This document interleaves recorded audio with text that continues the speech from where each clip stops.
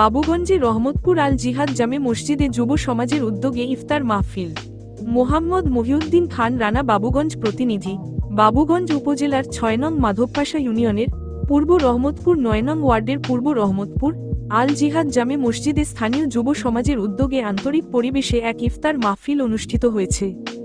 ২০ রমজান মঙ্গলবার ১০ই মার্চ ২০২৬ তারিখে আয়োজিত এই ইফতার অনুষ্ঠানে এলাকার মুসল্লিদের জন্য বিশেষভাবে বিরিয়ানির আয়োজন করা হয়।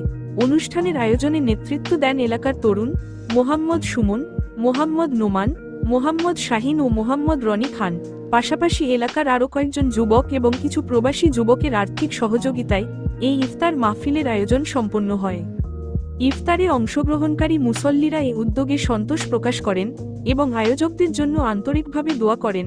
এলাকাবাসীর মতে, এই ধরনের সামাজিক ও ধর্মীয় উদ্যোগ এলাকার ভ্রাতৃত্ববোধ ও সম্প্রীতি আরও দৃঢ় করে।